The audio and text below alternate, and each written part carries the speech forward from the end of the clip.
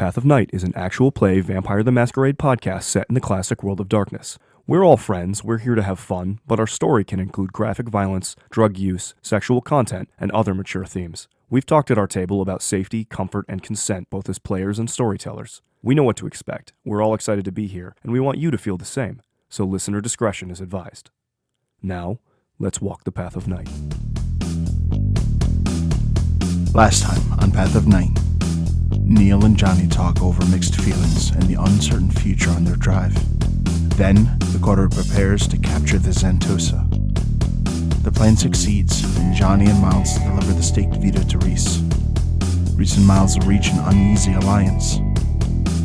Afterwards, the demon whispers into Miles' ear, but Miles brings his questions to Johnny instead. The two discuss the cost of pride and potential methods of praxis, and ultimately, they decide upon dishonor.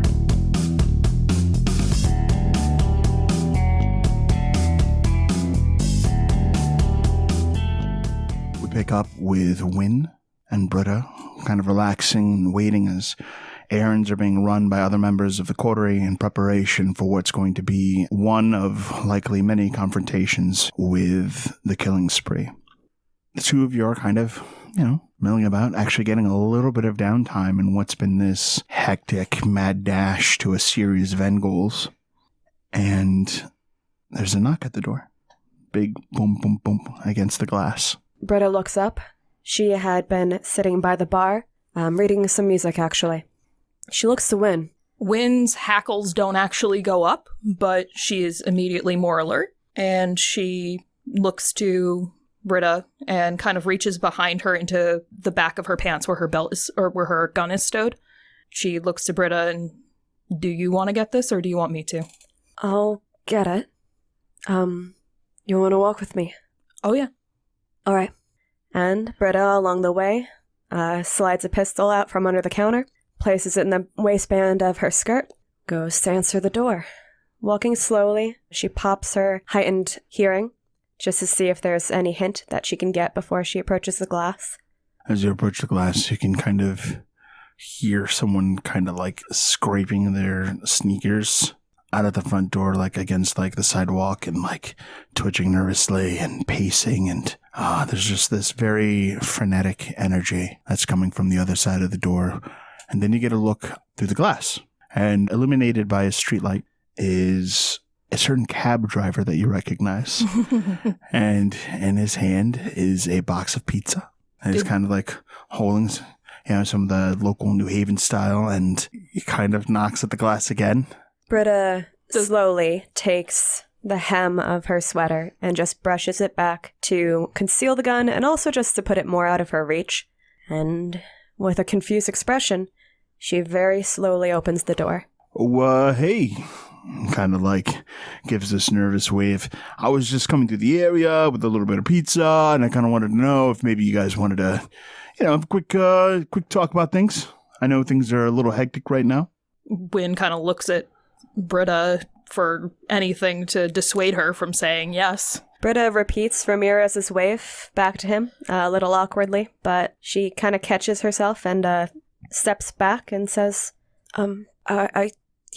actually, that would be great, Ramirez. Glad to hear it. Last time we met, things were a little stressful. Before that, I think you guys were getting shot at by somebody. But, I think we had built a little bit of rapport with each other, and I don't know, maybe we can talk things out. I brought pizza. I see that. Thank you for that. Oh, you can feel free to come in. Thank you for that. And he kind of steps in. He, adjusts his jacket and is like he's very nervous approaching the group of you. So it feels like we have a lot that's going unsaid, and I think it might be a good idea if we just talk a little. Maybe we can understand each other. I think that's a good starting place. Do you want to sit down? And Britta gestures over to probably the most comfortable seating in her haven might be that same bar. He heads over to a countertop and places the pizza box down, opens it up. Inside, it looks like there's just a series of almost random toppings. I got us a garbage pizza. Figured we could talk things over. It's my personal favorite. I figured you guys were kind of like wild, maybe into different things, and might be down to give it a go. Britta is just kind of looking to Wynn, maybe for help on the subject. Is garbage pizza a New Haven thing? A garbage pizza is like just every topping piled on. Yeah, I mean, if you get everything, everyone's happy, right? Yeah. This is what I was hoping for. So, I just want to preface this with, you guys never did anything bad by me, but when we first met, I really did kind of get the impression that you guys were in the midst of some sort of a big conflict, That's fair to say. Which means that you're not all the same, right? People who all think the same, they don't really kind of get into big blowout conflicts like that. So what I'm hoping is that maybe we could find some measure of peace. I think that's something we would all like. What, Ramirez, I'm not great at talking, so I'm just gonna come out with things no matter how blunt they sound. Maybe we should start from the beginning. I don't know if we've ever really kind of said hi and introduced ourselves. Right. My name is Britta, and she holds out her gloved hand. He reaches out and shakes. She shakes back. This is my friend Wynn. What's up, Wynn? Wynn reaches out her hand. He reaches out and he kind of shakes her hand. Her grip is stronger. Britta's hands are unnaturally cold, but the glove masks that to some extent. If he notices anything like particularly creepy about your handshakes, he doesn't really seem to comment on it. After the fact, Wynn realizes her hood wasn't up, and she kind of pulls it up on reflex. No, it's all right. I'm not here to judge anyone. So I know you guys came to the house. I know we must have pissed you guys off because that other guy, like, his approach was pretty different. And now that everything's done and the fighting's over, maybe we can try to move past it. What do you mean everything's done? The guy that came after you guys did. Could you describe him? Yeah, it was this he was like this big black guy, kind of dressed like a member of Boys to Men. Does this sound like Weathers? It sounds exactly like Weathers. Yeah, I know the guy. At the mention of a band name, Britta looks again to Wynn for help. It's Weathers. His approach was different. How do you mean? We think we know who you're talking about, and he's a friend of ours. Well, there was one that we were talking to and questioning, like you. For the record, I did not support that kind of treatment of anyone. Thank you. And I was vocal about it, but I was outvoted. I was going to say it seems like you were the minority there. And that's not and those people there, they're good people. Like Suarez is one of the best men I've. He his eyes go wide when he says Suarez by accident. No, we know who he is. To be open with you, you've come and sat down with us, and a lot of you are people that some of us have met along the way. He looks a little surprised at that. Oh, well, so this guy, Weathers, kind of just came crashing through the front door, started tearing the place apart. He could get in? Yeah, he just went right through the force stuff. of will thing. Yeah. He ripped through the place, grabbed the girl, and left. They were very close, and I'm honestly not surprised that he did that. To be completely, it didn't look like your people intended on letting her leave alive. So, he cares about her a lot, and yeah, that makes sense. Well, is everyone okay? He makes it look mostly. I just don't want anyone else getting hurt if we can avoid it both sides. We didn't want that either. We, like Britta said, most of us have connections to at least one member of your group, and we didn't want it to come to blows, but I'm glad she's safe. What do you mean when you said mostly? He collects a slice of pizza and starts eating it, Wynn will spend a blood and eat a piece of pizza with him. It kind of like falls. It's like so greasy and like just slops. Mm-hmm. Britta picks up a piece of pizza, looks at it, looks at Wynn, looks at it, looks at Wynn, and kind of just puts it back down on the table. Wynn kind of makes a little gesture like a wave with her hand, trying to get across the point of just let it happen.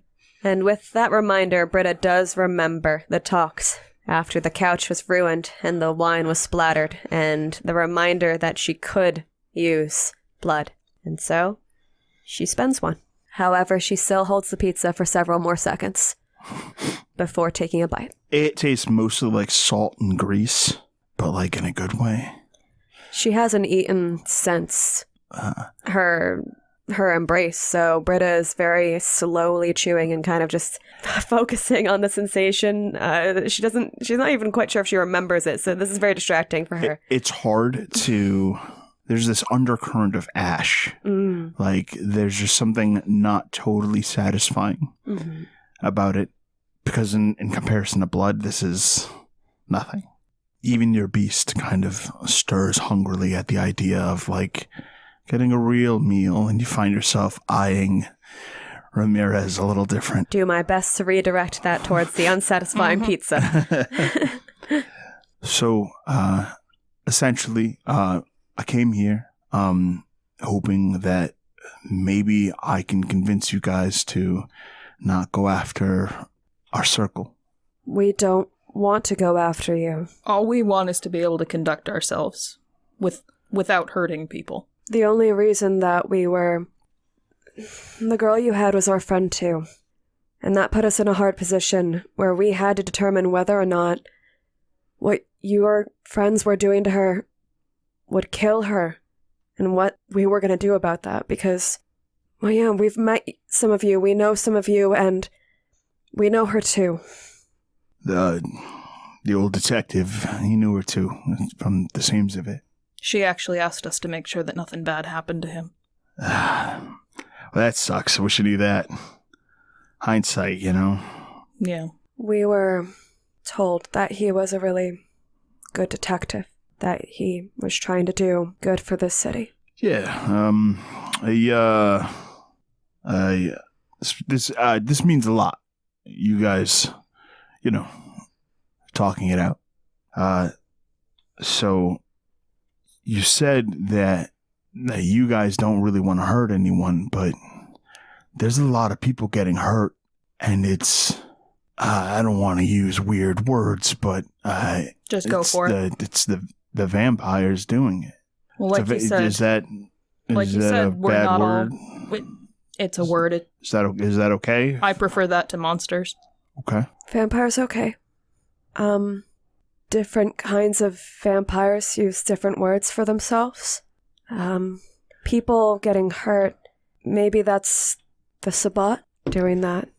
There is more than one political group of us. So what is this? It's like politics doing this? It's politics in the way a coup in a country is. I had a friend go to Dunkin' Donuts, ask if I wanted something, and I shat myself, thought he was going to fucking die or something. When was that? This was just a week or so ago. It's these public places that are getting... Britta dips her head knowingly. So that's not our group. Our group is very much about keeping under the radar.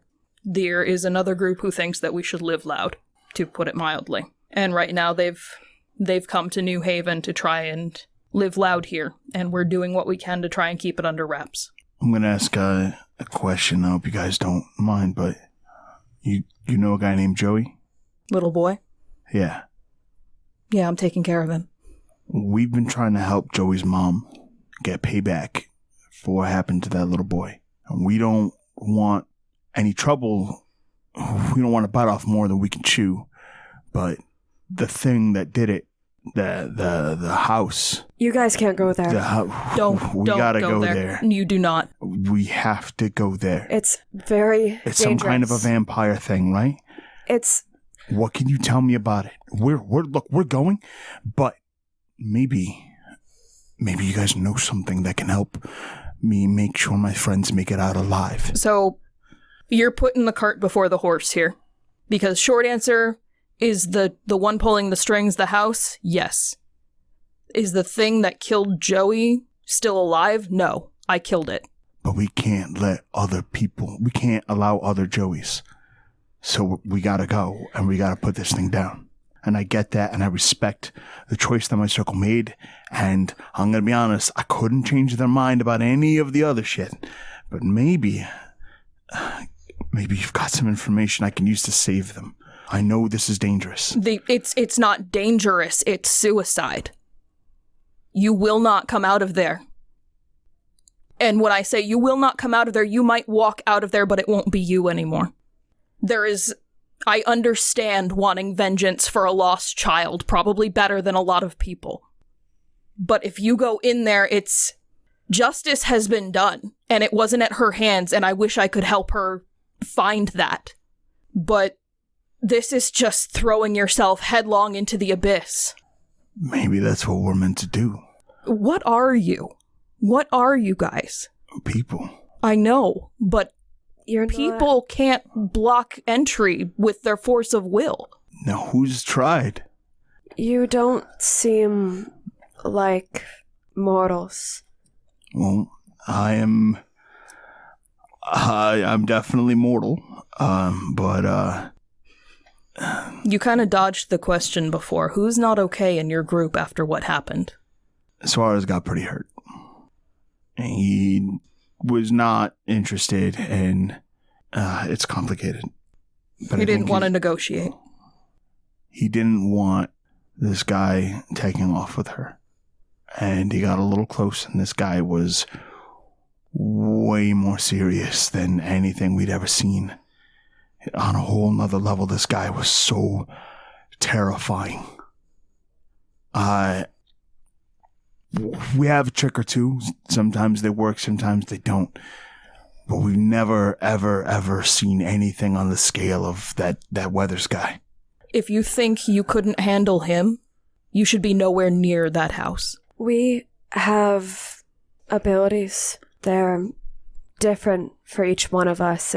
That house is full of and infected with an ability that could put everyone in danger. Revenge is not worth spreading that contagion.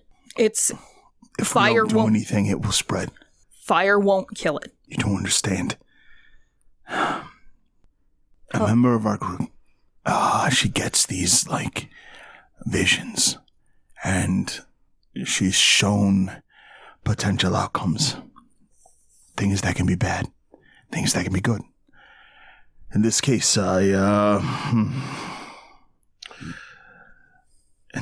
something real, real bad happened. And it happened because we didn't do anything about it. So we're going. We're fighting this fight. The disease. Fire doesn't work. Okay, these are good things. These are things we need to know. And he scarfs down pizza, nervous eating. We're not going to jump you or anything. I know. You don't need to chew. I trust you. Chew, don't choke. He tries to laugh and actually kind of chokes a little bit for a second, but coughs and he ends up okay. So the house won't burn. The house itself will. What's in there won't. If you burn it, it might spread the contagion. Where is it in the house? Everywhere. He looks at both of you after you both say that at the same time. We've been sure we emphasize in unison. Okay. Will you let us go with you? I don't think that's a good idea. I don't think you going at all is a good idea, and I don't think you could stop us if we showed up. No, but we could reschedule. I think right now the best we can ask for, what I'm asking for, is that we don't collide. I'll try to keep my circle away from harassing you and yours. And if you can keep that Weathers guy from coming back. He has no interest in the house. And honestly, he's unlikely to come back at you. Okay. Ramirez, does she want to talk to Joey? She has a lot of anger and hurt. And I think... He is still in danger. From what? There's more to all of this than us and you and that house. I understand that this can be really overwhelming. I'm really new to this too, but there's things that happen, and Wynn is an expert when it comes to, well, ghosts. Sometimes ghosts don't move on if they're anchored here. Yeah, I have a few friends. Okay. It's called the Shadowlands. Who are your friends? We might know friends. I don't know if I should share. One of them's not Mr. Perfect, is it? No. Stay the fuck away from him. Okay. Okay, good, yeah. The Shadowlands are in danger of being swept away. And with them, all ghosts being swept to oblivion. The storm. Yeah. Yeah. So, okay. So the storm's been going pretty bad, and I'm gonna... Are you a medium? You can say that. So... Britta is looking to Ramirez in confusion. Have you ever seen a rot? Yes, I fought a few. Yeah, they're everywhere. Like... I only found them in the Holy Land. Are they cropping up elsewhere now? Like globally. That storm is, it's kicking people across. Mm-hmm. They, If she wants to help her son and not just avenge the fact that he is not here, she needs to redirect her energy away from the house and figure out how to help him. All she's got is revenge. You don't understand. It's like hard programmed into her. But I'm gonna try. I'll talk to her, see what I can do. Maybe... I'm keeping him as safe as I can, and I'm trying to figure out how to protect him from what's coming. I'm trying to protect them all, but... All right. This is big, and if we can come at this from more than my paradigm, then this could change the world. This could prevent Joey's. Okay. That's... If... He kind of like... slumps, not out of like shame or fear, but at the sheer weight of the possibility. We don't have to... We could save the world. We could save the world. Okay. I'm gonna go, but before I do... There's a few things. Yours first? I was just gonna say if there was anything else that you wanted to mention. He kind of like looks like totally like lost in like your Toreador eyes. Thing number one, if we can't stop you from going to that house, then we might as well tell you what we can. Don't let anything in there touch you if you can stop it. Biohazard suits if you can. Clean off. Be ready to fight. There's warped creatures, things that won't move as people do, and these creatures will be strange, they will be powerful, and they will be unpredictable. And they may be able to change you. Bring medical supplies. Okay. Yeah, we can plan around that. Thank you. And the second thing, I guess it's a bit more selfish. If she's in the headspace to hear it, could you please tell Johnny's daughter that he loves her? Who's Johnny? One of the guys who was there that night, leather jacket, smoking. Yeah. He was a cool guy. Jessica's his daughter. Oh. Shit. He tried to keep this life from her, and it found her anyway. He tried really hard to keep her safe, and that's kept good in him, and I think that he would really want her to know that he does. Jessica's the one with the visions. She's the one that is telling us we gotta go. And I believe her. Honestly, I'm of two minds about you guys going to that house, because nothing we could do could stop it. But maybe what you guys can do can. That's what I'm hoping. So am I. Especially if I can't talk your fool heads out of going. Yeah, I know. Brave and dumb. You'd do well with us, Ramirez. What's Joey's mom's name? I just don't want to refer to her as Joey's mom. It doesn't have to be her real name. Crystal. Tell Crystal I've gotten revenge before, and it doesn't help. I'll let her know. I don't think she'll hear it, but... And tell her that I'm taking care of him. He's safe, for now. I think she'll be glad to know that And the end wasn't the end. He also, for what it's worth, he wasn't alone. Okay. He's not alone now. He kind of looks down and collects his thoughts, takes a few deep breaths as the initial nervousness that he had when he came here starts to fade a little. Ramirez, if you're going to be tangling with this world, keep it as separate from your other life as possible. I'll do my best. He takes out what is kind of like just a cutout piece of cardboard, but he wrote on it like as though it's like a business card type deal. Has his name and beeper number. I'm just gonna leave this with you guys, just in case. No pressure. Got it. Ramirez? Yeah. She'll tear the piece of cardboard in half and jot down her own number.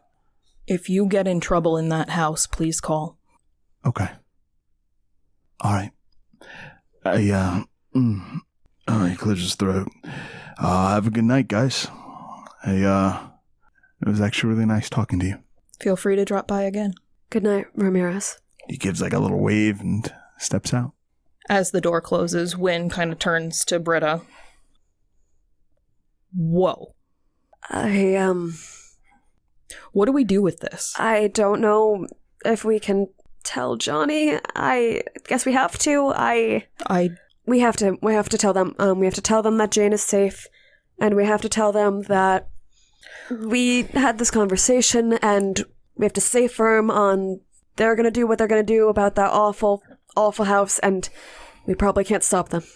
Well, we definitely can't stop them, and if we did, I think it would complicate is too soft a word for what I think it would do if we got directly involved. All right. But I will send messengers to watch the house. All right. And they'll let me know when they go. I hope we're wrong, Britta. I hope they can do something we can't. Maybe they can, but you know what, what we can do is help you to look into what's happening worldwide. We got that side of it. We have you for it. Is Joey around anywhere? Not that you can see. Okay. She kind of just, her eyes dart around like she's looking for someone, but doesn't find them. Is anyone here? No. Oh. No, I like to keep my eyes peeled for him. He likes to hide sometimes. Oh, Joey. Yeah, no, sorry. Britta, I'm of two minds, and so I'm going to float them. I'm going to speak from the heart here.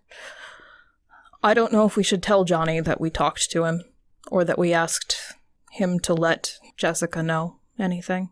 I'm not sure we should tell them that he's made such direct contact, because I don't know what their reaction is going to do if he comes back.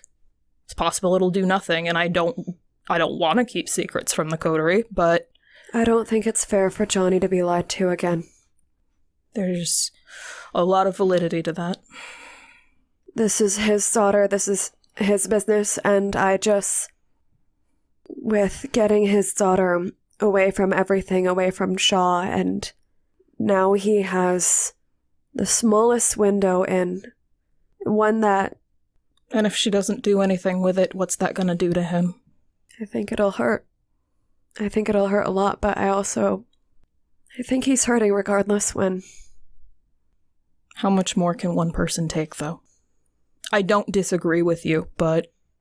If we don't tell him that we know Jane is safe, and with Weathers, then... I can easily say that my retainers saw Weathers go in, bust it down, and take her. We don't need to reveal that we've had contact with one of these folks.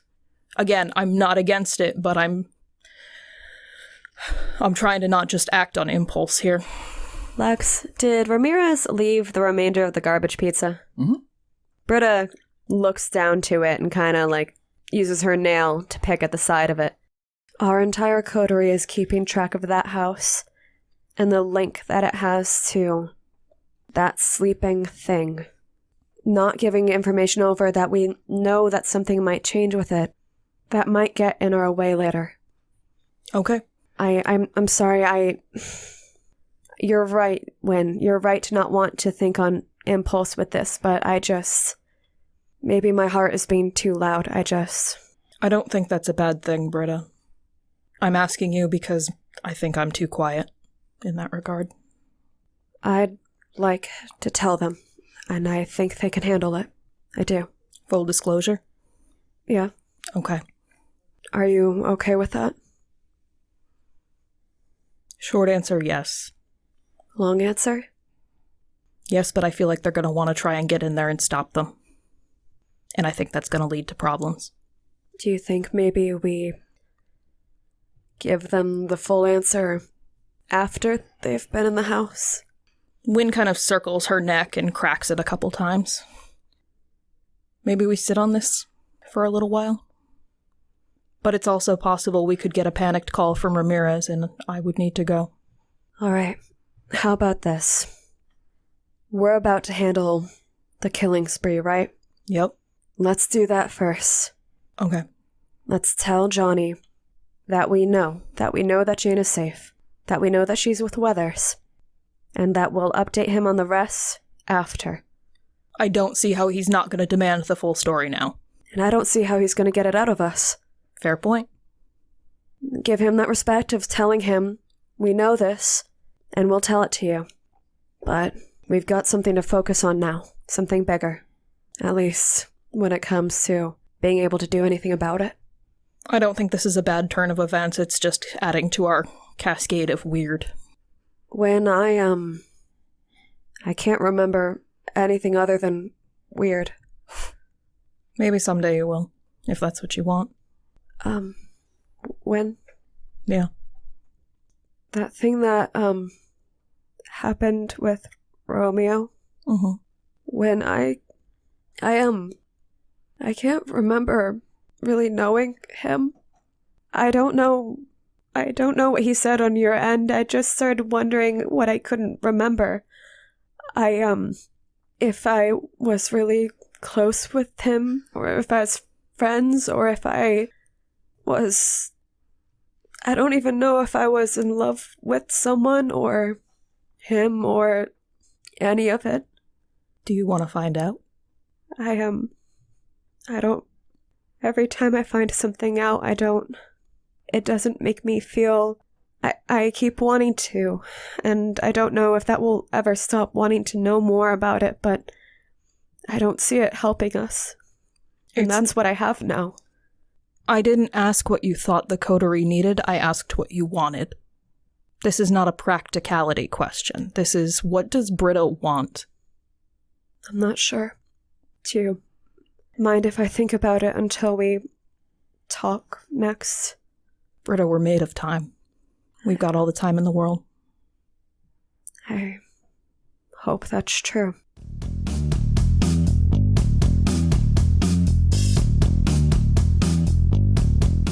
Miles, Johnny, the two of you wait at the Royale for the meeting before the attempt on Cynthia.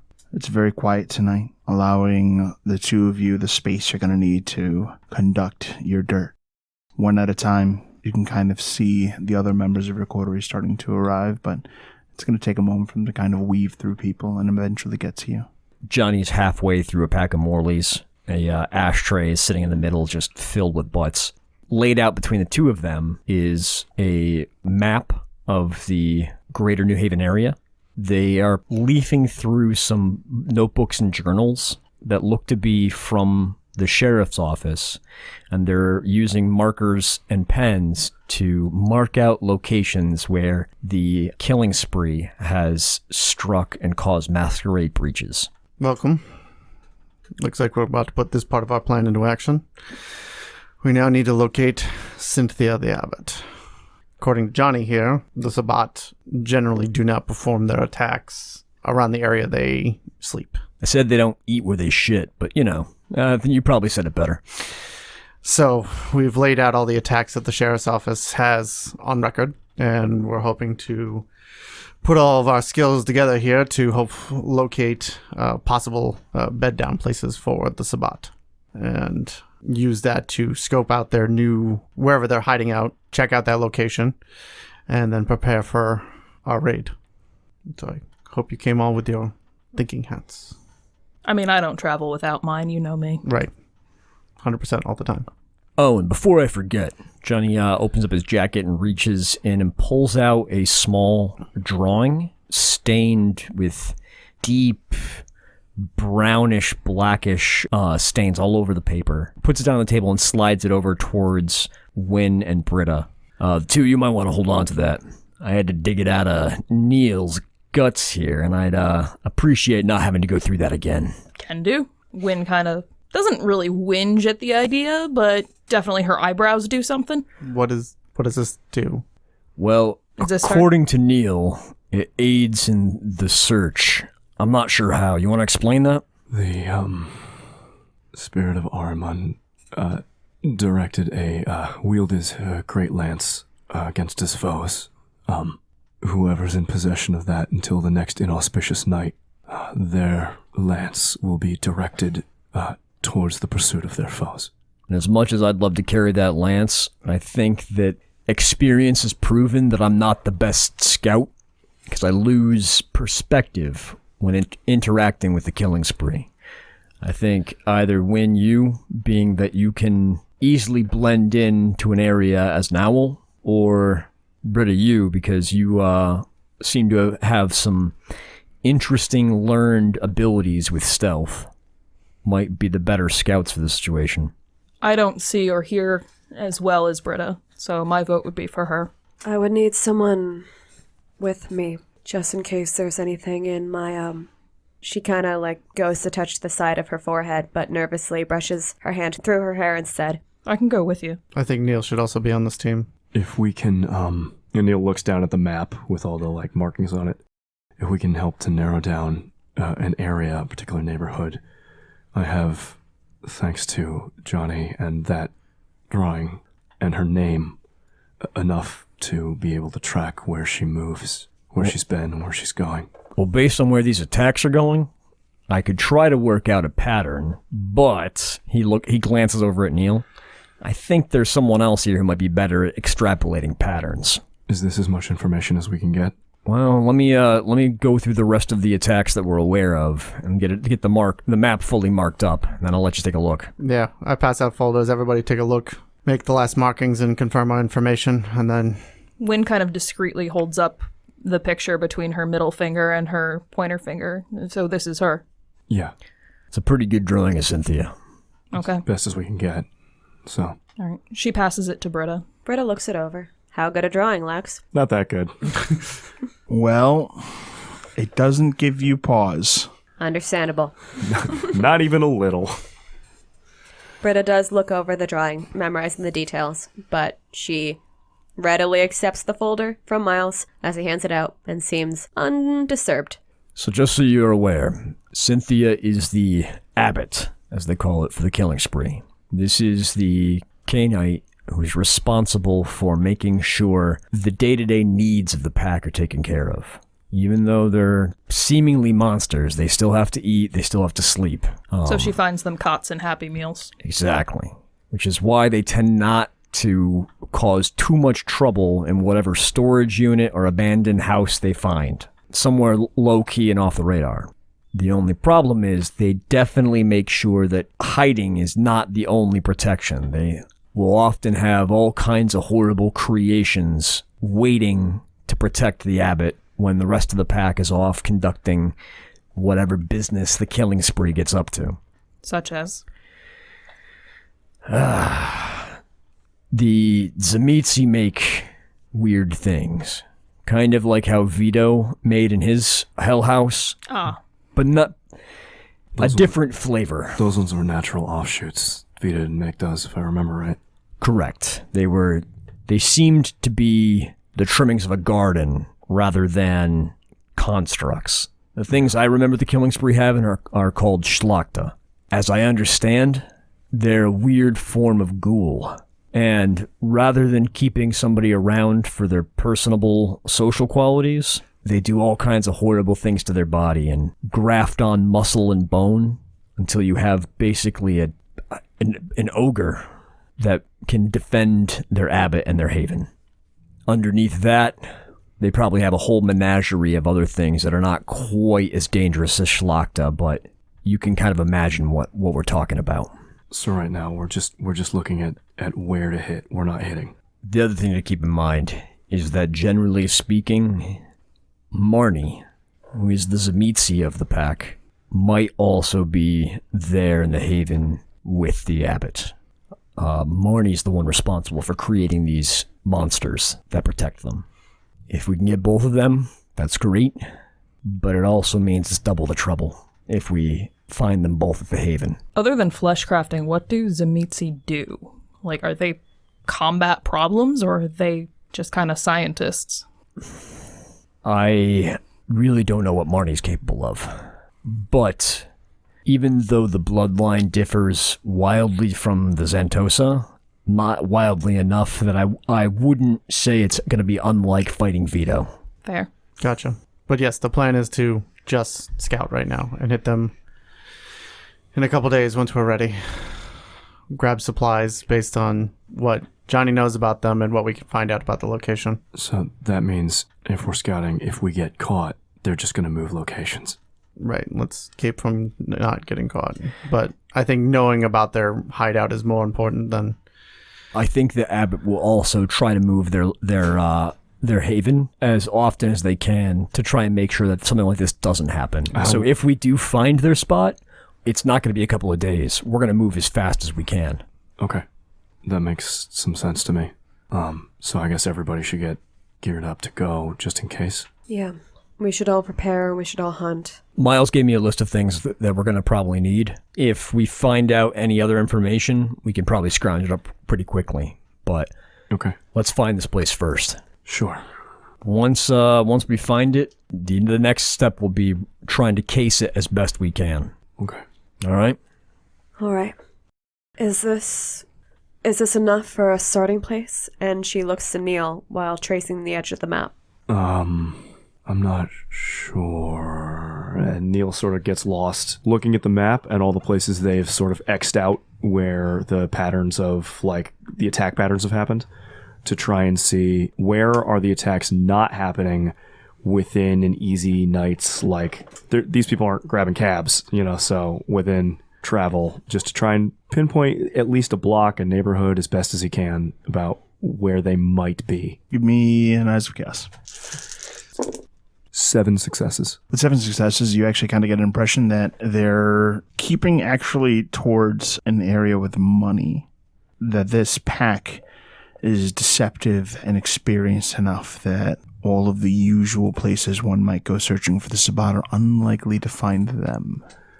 You start thinking that because all of the instances of them hitting like Dunkin' Donuts and things like that, they're not hunting. How they're getting their food is pretty well concealed, which means they must be tapping some sort of a large pool of people.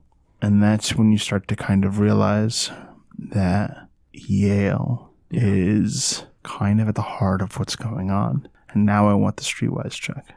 Isn't that where the Tremere Chantry is? Okay. I rolled 3 ones, no successes on streetwise. Okay. To be clear, I didn't botch. Okay. Yeah, I got no successes. You're having a hard time piecing it together. Okay. Neil sort of zones out and stares at the map for a while. Okay. Johnny, this pack is really smart. They're hiding out somewhere in the college at Yale. But it takes up so much of the city, and there's such an easy pool to prey on there. They're going outside to hit these little things just to screw with the masquerade, to cause chaos, to cause a panic, but I just don't...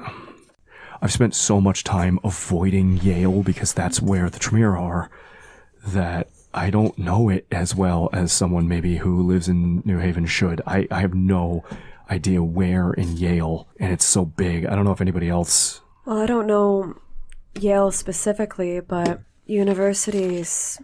I don't know. That seems familiar. Johnny will snatch up the map and take a closer look at the Yale area. He's kind of blinking with the fact that he's like, yeah, I guess I never actually... Johnny had always been fooled by the idea that they would haven somewhere in like the Rack or somewhere that's a little bit seedier. The fact that they're maybe hiding in the open in the Yale area kind of gives him a new take on the whole situation.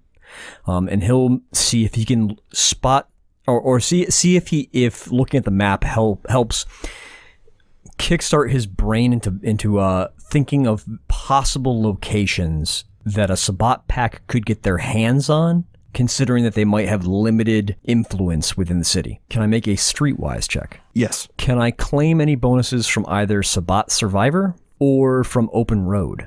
I will give you +2 dice from Sabbat Survivor. Okay. And this is wits plus streetwise? Yes, sir.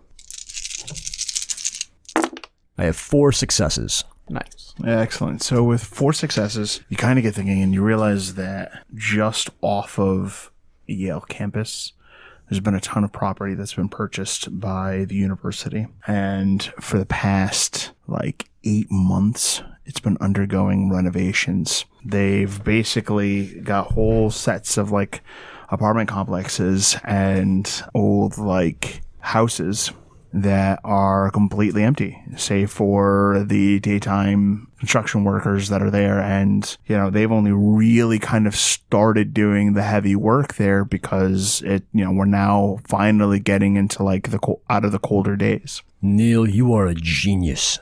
I wasn't even thinking about Yale, but no. If you look here on the western side of Yale, you get out towards past House Street. All of these old buildings are from the turn of the century. They're old hotels and stuff like that.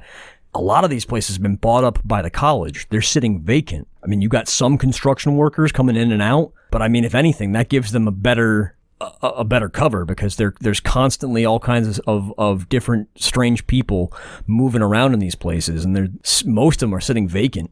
But it's literally right next to the downtown. There's tons of foot traffic walking by.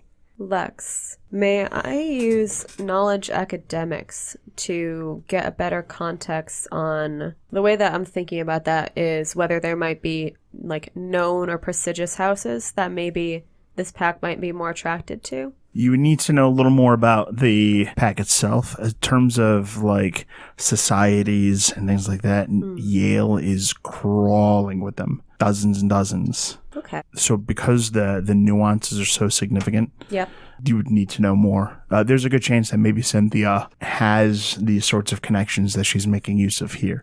Because, in the past, it was kind of discussed that Cynthia has a lot of connections, influence, money, things that most Sabbat don't have. We know that this Abbott has more mortal reach. I can find something out about the university, I think, maybe if I get a bit more information.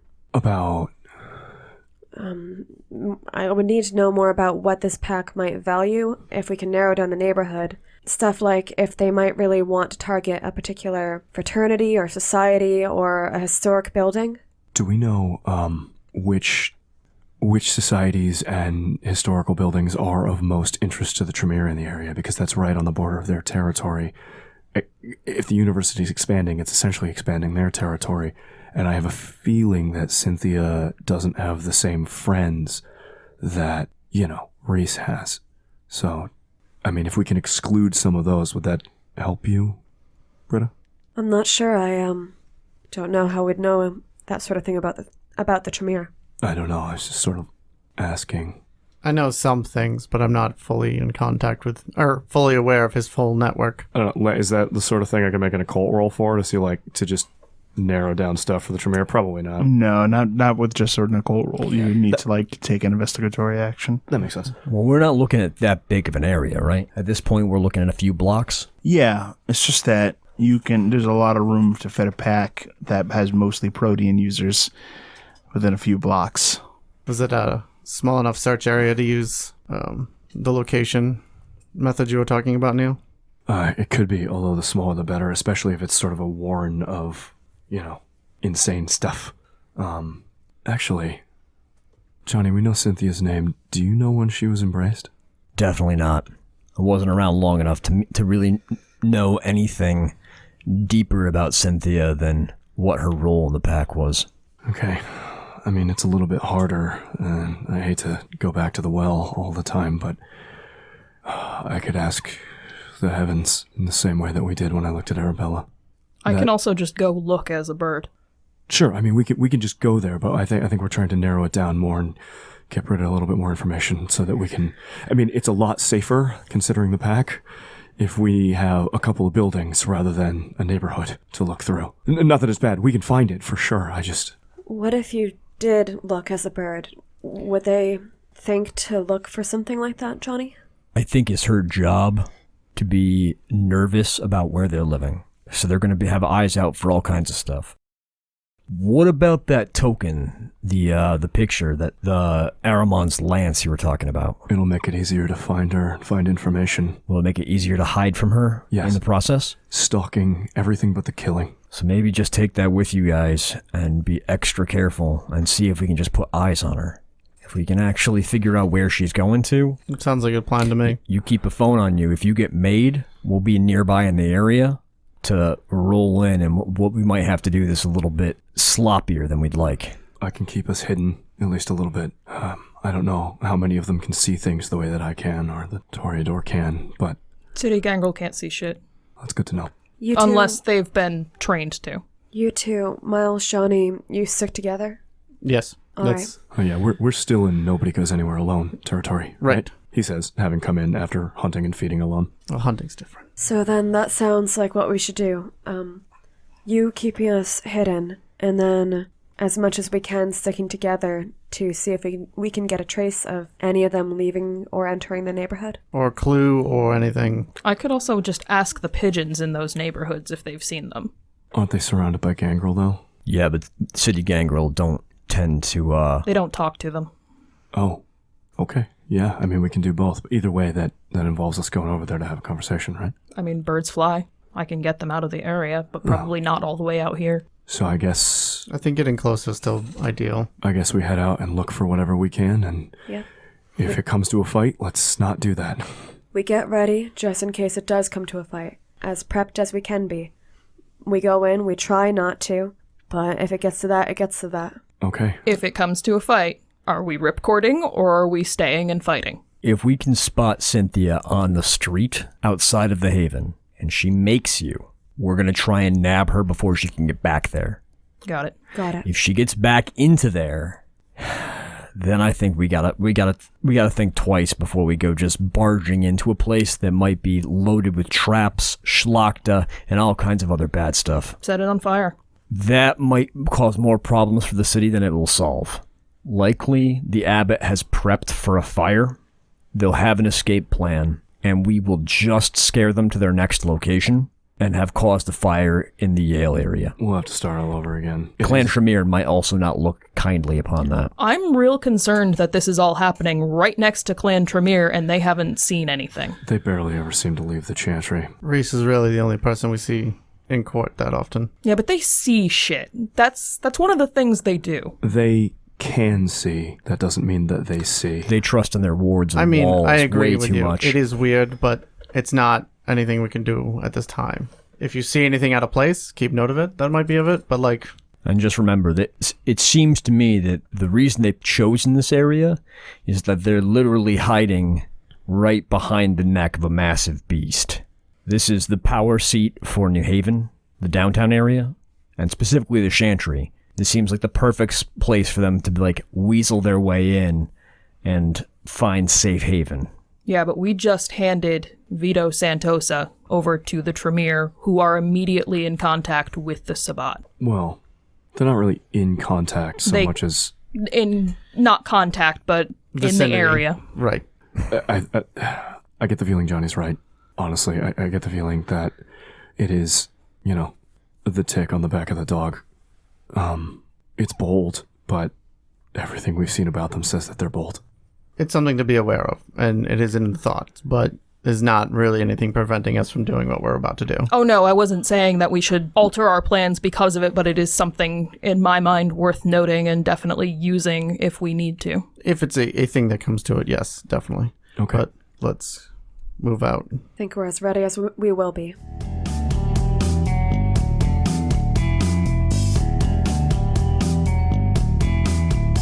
One at a time, the group of you make your way down to Toad's place, where you have agreed to meet, give a final review of the plan, and then execute it, taking your first major step against the killing spree.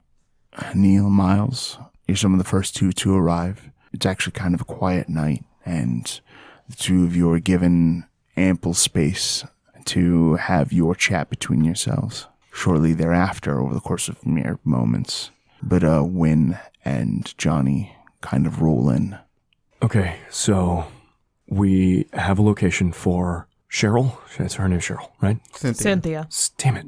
We have a location for Cynthia, at least a general location, right? We know she's in the Brownstones, right off of Yale. We have a basic idea of which building she's in. Mm-hmm. We are going to go in together. We've got our gear. And he looks over at Johnny and Britta as they walked in. We've got everything we need. Johnny gives a nod, pulls out a Morley, pops it in his mouth, and lights up. Still got the stuff from our other missions, so... Okay. Everything's packed in the car. Yep. Once we get outside, a little bit private, if it's in the car, we can go in the car. I will, just to prepare, Johnny, Wynn, if you have a little blood to give, I will call the Hunter's Moon to make sure that that you stay yourselves, that we can bolster our will for going in, because, Johnny, she's a La Sombra, right? Can't they get in there, in your head? Yeah, she's the youngest of the Ductus's children. So, if we can bolster the two of you against her, I think things will keep a little stronger and bolster your will. I will also enshroud all of us so that without vision like mine, hopefully no one can see us. You all remember what I said about walking like me? Yeah. Stay out of the light. Try not to bump into things, open doors. I'll enshroud all of you, and then I'll take care of the rest. If I use my red eyes, will that blow it? No. Okay. No. It should be fine. Just don't draw attention to yourself. It's more mental than physical. Once we're in there, Neil swallows a little bit. This is a killing mission, right? We're not trying to capture her. We're trying to take her away from the killing spree. Correct. He gives a little nod. Also, not for nothing, because she is of the blood La Sombra, she likely has powers of uptenebration. And Wynn, I know you've seen what it's capable of. Yeah, it's fucked up. But for the three of you, she manipulates shadow like it's sentient. And you'd be surprised how powerful shadow can be. Is it a physical manifestation of shadow, or is it just shadows? Johnny's head tilts down, and he gives you a very grave look. No, it's physical. Black arms will reach out of the shadow mass and grab you. And it's just as strong as I am. If you see something like this, don't stand your ground. You get out of there. As Johnny clarifies that it's just as strong as he is, Britta winces. This uptenebration has a limited range, which is one of its key weaknesses. If you stay and fight it, it's going to overwhelm you and drag you down. You won't be able to see. It'll flood your eyes, make you blind. I've heard that there's even more dangerous powers it's capable of. I can't say that I've ever seen some of those more dangerous powers. Does it exist only in the physical realm? Or does it exist in... I wish I knew. Okay. Do incendiary rounds weaken it? I thought we were going to try not to light this place on fire. That's always the goal. It's good to have goals. I know the La Sombra fear fire, and they fear sunlight.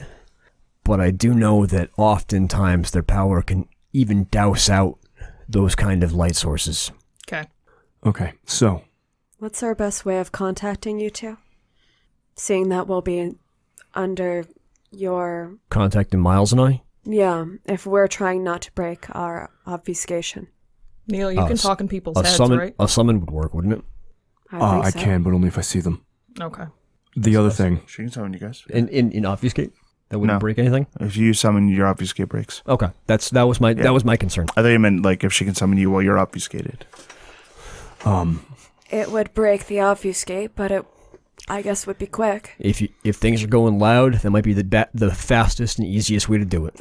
Got it. Depending on the signal over there, usually what I would do is just keep my phone in my pocket with a text message already sent, and a finger on the green button, depending. All right, let's have both as backups. When we have a better idea, because we have a general one, the other thing that we can do, if you two are okay, watching me for a minute is if we're not sure about the astral realm, I can go look inside, see if she's alone, see if it looks like she's going anywhere. I don't know if she'll be able to perceive me or not, but Maybe keep it as a last resort? Potential risk, but it's doable. Maybe easier than walking room by room. We'll stake out 2 hours. Then we'll see if the astral projection can work without being spotted. We can get a better idea of where they are in there, hopefully, and then we move in. Okay. Makes sense. Man with the timeline, I like it. If anything else comes up, obviously we'll stay in touch. We'll just. Johnny gives you all a hard look. This is about terrifying, and that's their main weapon. But they're not invincible. And this, he kind of jabs a finger at the table in the middle of us, referring to the plan. This is the best way to take them down. With us working together, this is going to work. And he will spend a point of willpower to bolster everyone with Ironheart. Nice. It is 1 per. Well, thankfully, I've got 8 willpower to spend, so...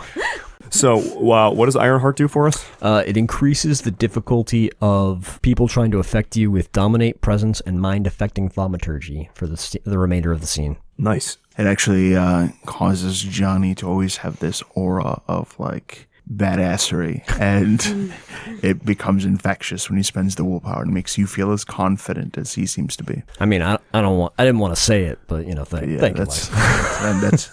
That's in the rules. An extra aura of badassery. Okay. I guess we should do this then. Good hunting. Yeah.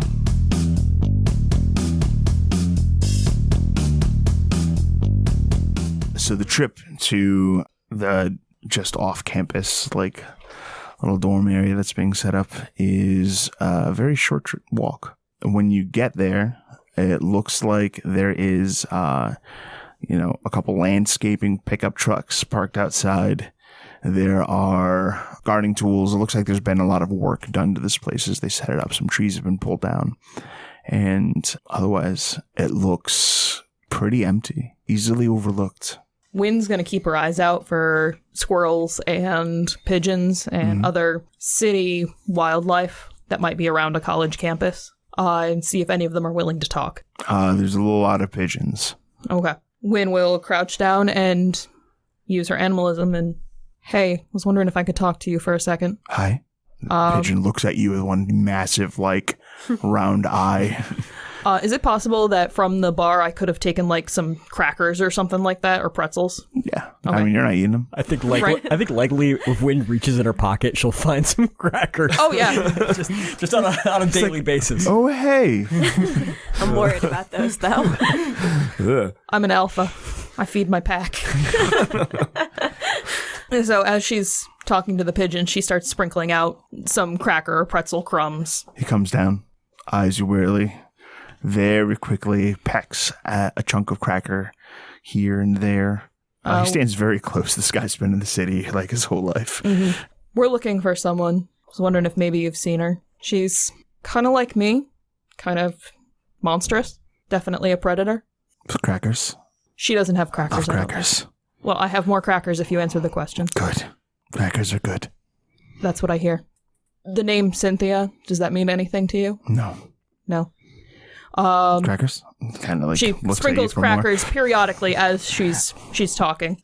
Bobs his head, looks at you with a wide eye. Have you seen any unnatural darkness? Oh, yeah. Where? Kind of looks around. Everywhere? Well, not right now. No, but where most recently? More crackers. He eats more crackers. He makes this cooing noise, and other pigeons start to kind of watch you warily, and they start checking the situation. She pulls out a handful of wrapped saltine crackers and just starts frantically unwrapping them and sprinkling them around. They all kind of come down. Good. I like crackers. I get that. Darkness. Yes. Dark place there. He kind of looks at the place that has few too many landscaping trucks around it. Yes. Dark. Not from here. Not from life. Not from stars. Not from sun. Not from moon.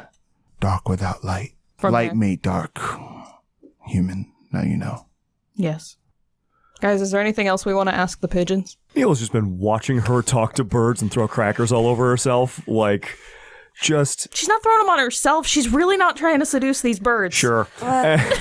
When, do you know when, or would the pigeons know when Cynthia tends to exit?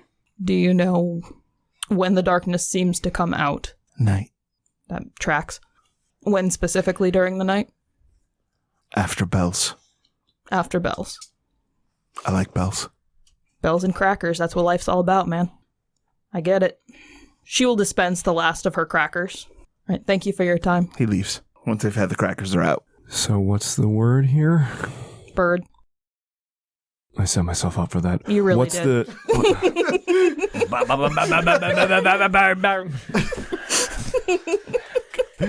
Wynn, this is really serious right now. What's the word? What damn it. Everybody's heard about the bird, Okay. Neil. What are you guys doing? I'm trying to get a handle on the situation here. And I'm not helping. So basically they said unnatural darkness seems to come from there. She motions to the building that the pigeons indicated. Okay. So that place with all of the trucks in front of it. Okay. That being said, we should really account for those trucks because those tentacles can definitely rip those trucks apart and swing it at us. And was there any news about when she leaves? After bells. Bells. Like on the hour, or? That's what I would guess. It's a pigeon. So, did they say how many bells? No. Okay. Good to know. It's a moderate amount of helpfulness. Well, we know which building. That's actually very helpful. That's a great start. Well, the bells make sense. I think we are right by a church street. So, that might really be that hourly bell. So technically that means it's always after bells. We know the building. We know somebody at least leaves, after the hour, although, no offense, but I don't know how much I want to judge a pigeon's judgment of time. Pigeons are pretty smart if they're trained, but this guy seemed like he was just a cracker addict. It's not being able to understand what he was saying to you or what you were discussing. It just looked like a pigeon eating crackers, if I'm being totally honest. I mean, aside from getting the building, it was largely just a pigeon eating crackers. Okay, great. So... Talking about how much he liked crackers. Here's the question. Do we want to hide out somewhere and you guys protect my body and I just go look inside to see if Cynthia is in there?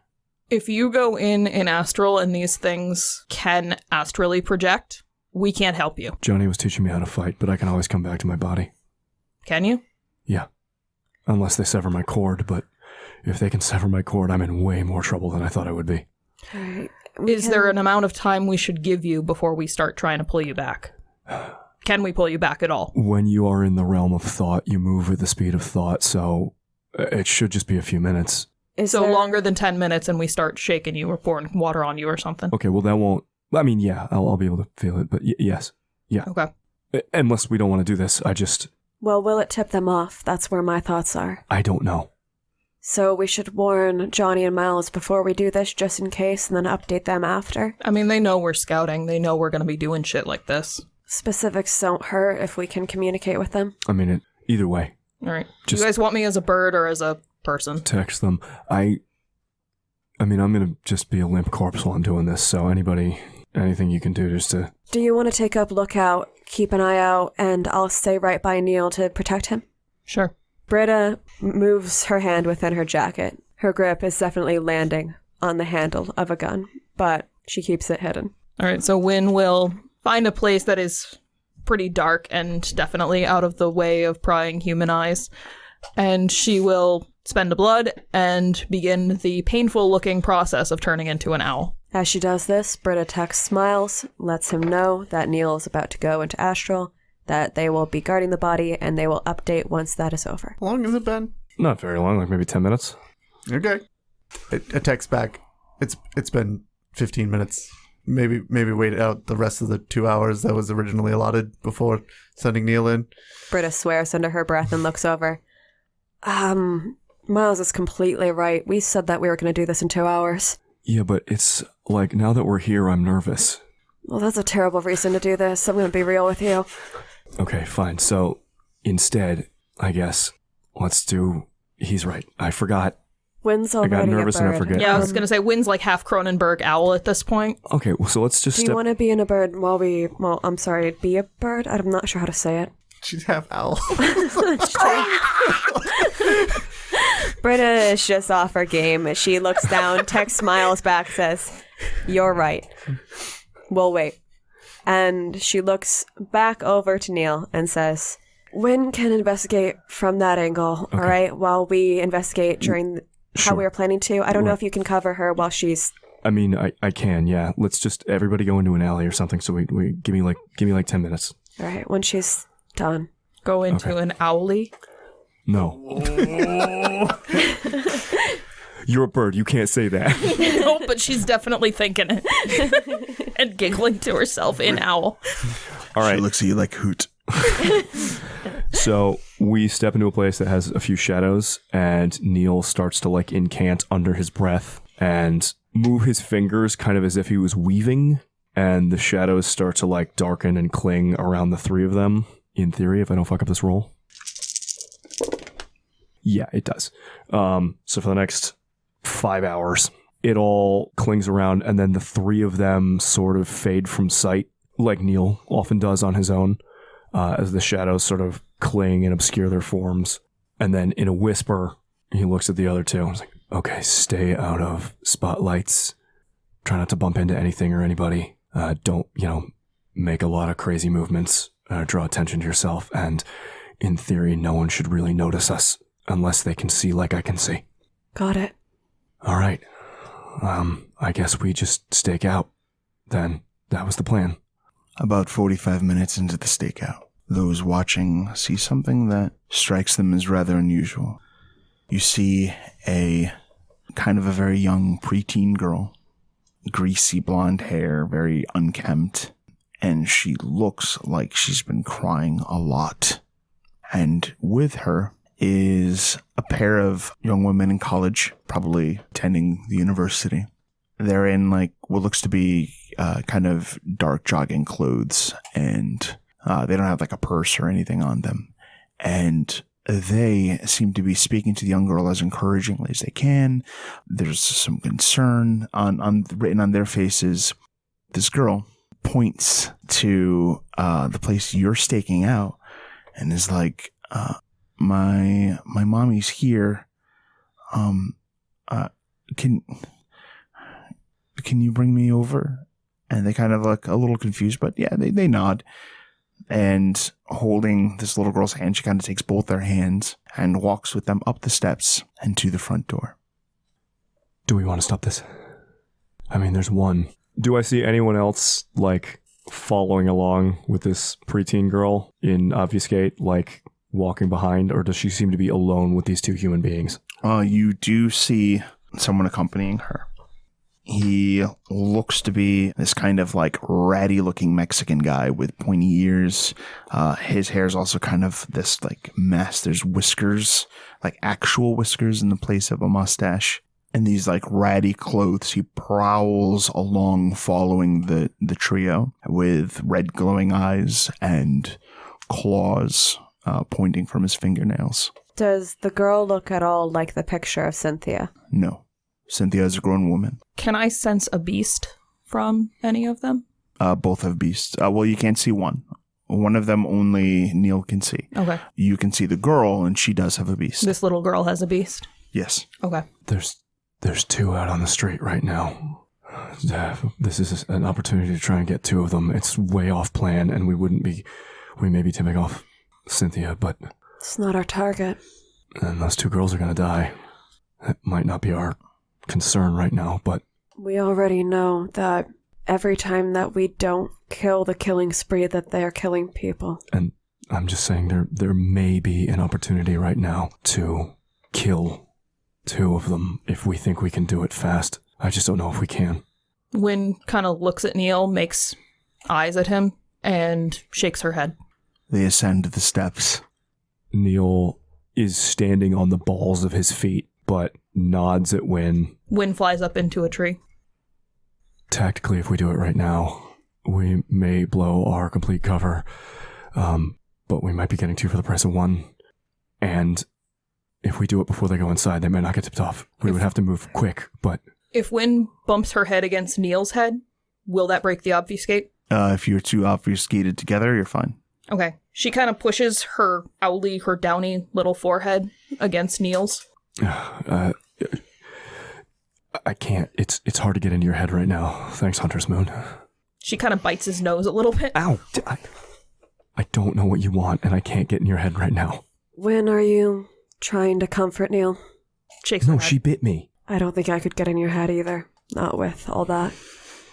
After getting bit and just seeing the frustration in the owl, Neil will look at her and just sort of like pinch the bridge of his nose and then open his vision to eyes of chaos to try and see like what, just try and see something through his like recognition of patterns. Like what are you trying to convey here? I do not understand you right now. It is not a pure form of communication, so I will take a guess and convey that to you, and we're going to see how this That goes. seems super fair.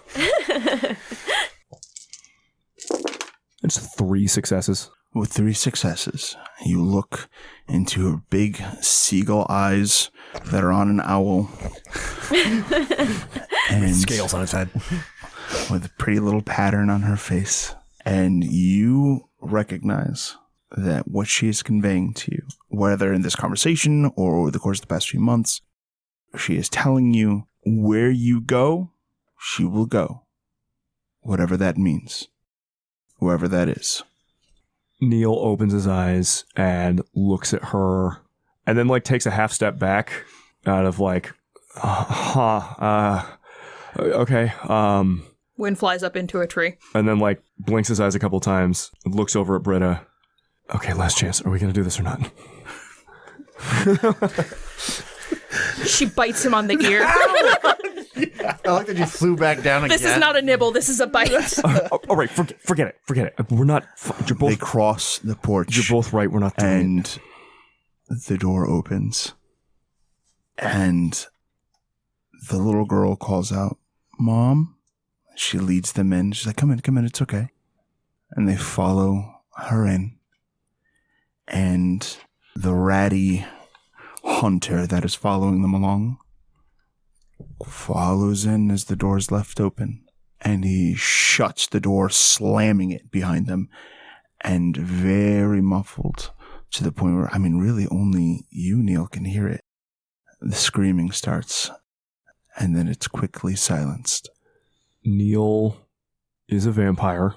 He already doesn't. He's like not physically capable of blanching. He does not have blush of health or anything like that. But the 2 women with him can very clearly get the impression that Neil is hearing something right now, and he looks extremely upset, like he's about to cry. Humanity 5+, I need it to conscience test. Your difficulty is 8. Okay. Oh, all right. Nope. 2 successes. Britta, you can kind of hear them, and you know that you made the choice to be better than this. You made the choice to not be a monster, and this was a failing on that path. Not just for you, but you allowing other people to do it, refusing to speak out when you know you're right. And this time, that terrible habit of yours has cost people their lives, and it weighs on you. Britta looks down, kind of shrinking in her posture and holding her jacket closer to her. Neil, you look on in horror, and for a moment it looks like you might whimper.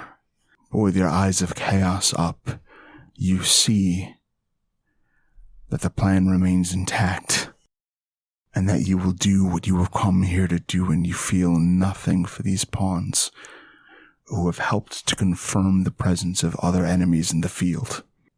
Neil's face watches the front door, and it looks like he's about to cry. And then the humanity drains from his face, and very clearly standing in the street in Obfuscate next to Britta, Neil feels nothing. Did you actually botch here? I double botched. I lose 2 points of humanity. That brings Neil to humanity 4. I have had to make 2 conscience checks, and I have botched them both times. From here on out, you are particularly pale, gaunt. Your ears come to slight points. Your lips are more thin, and anyone who gets too close can very clearly see something is wrong with you. Neil watches the front door, having made the choice, failed to make the choice, and just stares like a completely inhuman monster until the screaming stops. When how'd you do? Nope. Botch or fail? Fail. Okay. You watch Neil let them go. You stand by. And whatever he feels, or the lack thereof, you find yourself feeling it too. And little things start to mean less to you. Your home, your familiar, the people you care about. Your connection begins to fade. And without them, I think you know what you are. Mechanically lose 1 humanity. Yep. Yep. She is also down to humanity 4. Fuck. I'm sorry, I should have gone with you guys. No, you're right. You made the right call. Like you said before, like Miles said before, this is the plan. We're just a watch. Doesn't make it right. Doesn't make it wrong either. I thought I had it right earlier when I said that we knew that they were killing people, that us being here didn't make it any different. It seemed like maybe we were just making it more personal, and like I could excuse it that way, but now that I've done it, it's not the same. We did have a choice to interact. We did know about it. The question that was posed is whether or not we were going to take a swing at 2 of them and... BAM! The front door swings open and shut again. And outside, 2 different people emerge. One of them you immediately recognize to be Cynthia. And she turns to the other person that is joining her. He, unlike the rest of the city gangrel, actually looks a little more handsome. He seems a bit better adjusted to unlife than a lot of his pack mates, and seems to pay a little bit more attention to his clothes. He's got some nice kicks. He's got a few piercings, and it's all clean and good looking. He rests his hands over Cynthia's, and Cynthia says to him, "Jorge, that was fucked up. Why do they insist on doing it this way every time?" And Jorge holds her hands. It's what the Ductus wants. Toughen us up. Keep the pressure on the camis. I know it's wrong, but we gotta win this somehow, right? Britta, send Miles the text message.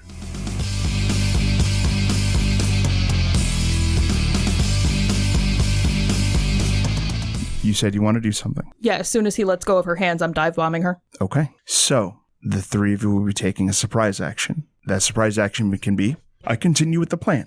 The surprise action can also be, I dive bomb the shit out of this bitch. Either way, roll initiative. 19. I'm on a 15. 14. Britta, you see the start of a dive bomb. You don't hear it, though.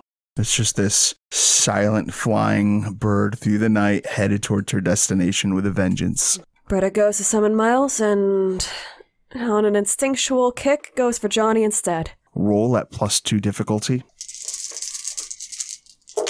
4 successes. Subject comes with haste, overcoming any obstacles in his way. Sounds good. Neil. I see Wynn dive bombing. You sure do. Where are we right now? We're like in a little alley watching them. So this is more of like a private property that's like just off campus. Campus is always like forever expanding. And as I mentioned, on the street, there is like a lot of lawn care, landscaping. Yeah. Yep. There's a big lawn here with a path and the staircase that leads up. That's why you had some time to discuss whether or not you wanted to interfere. Yeah, for sure. Neil is torn for just half a second because we're supposed to be following the plan here. And that's not part of the plan. But getting Cynthia out and watching Wynn dive bomb, where he goes, she goes. And so where she goes, he goes. Neil will spend his surprise watching her go over there to try and also support in his sort of inhuman Malkavian way now. And his body will collapse and he will try and project himself mentally across the street to go support Wynn, leaving his body behind. Britta and Neil collapses. Shit. Wynn. 9 successes. 8 successes will roll over into bonus damage dice. Which is strength plus brawl. Your damage is going to be strength plus 1 die for claws. 3 die for claws. She's the big ones. Right. Strength plus 3 dice for claws. So you're rolling 15 dice. Gonna need a third hand. Pretty much. This is a 3-hand job. Where's Rusty when you need him? And I'm spending a blood for potence. She has 2 fortitude. 12 damage. Did you add the 2 from potence? I did not add the 2 from potence. She will subtract 2 successes from the damage you deal, and she will take 12 levels of aggravated damage. This kills her instantly. So you swoop down and with your claws, you snatch the front half of her head clean from her body, and a fast rotting but not ashing corpse collapsed to the ground. The boy who is holding her hands howls as he starts to ride the wave of frenzy, and that howl starts to get echoed around the campus as members of the pack fly into a rage. Wynn, you're still holding a good portion of her, but you are now flying back up after successfully executing the Abbott of the killing spree. I need everyone to make a humanity test. Yeah. Because you guys have absolutely orchestrated and executed a murder. Is it everyone? Everyone. What? We're not there. You're literally like, hey guys, we can do this. We're here in spirit, This is the man. bestest plan. You're going to love it. What kind of roll is this? What's the Self-control? difficulty on this one? Conscience, difficulty 8. 1 success. 1 success. 1 success. 1 success. 1 success. Oh, thank God. Okay. Despite being in the throes of riding the wave of his anguish, the boy catches her and is in control of himself just long enough to help her to the ground. But after that, the beast takes over, and he will begin running in the direction that he sees the bird that just murdered his girlfriend.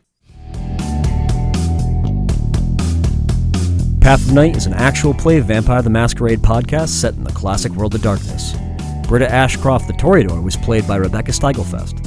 Johnny Saxon the Bruja was played by Garrett Gabbey. Miles Davenport the Ventrue was played by Tim Davis. Neil Foster the Malkavian was played by Rob Muirhead. Wynn Cabot the Gangrel was played by Erika Webb. Your storyteller was Lex Lopez. Recording by Rebecca Steigelfest. This episode was edited by Rob Muirhead. The music used in this episode was January Grunge Love Fest by Technoaxe. Visit them online at technoaxe.com. Path of Night uses the 20th anniversary edition rule set of Vampire the Masquerade with a few limited house rules. Vampire the Masquerade is owned by Paradox Interactive. Make sure to subscribe to us wherever you get your podcasts. Follow us on Twitter at Path of Night Pod, on Facebook at facebook.com/Path of Night Podcast, or email us at pathofnightpodcast@gmail.com. See you next time, Kindred.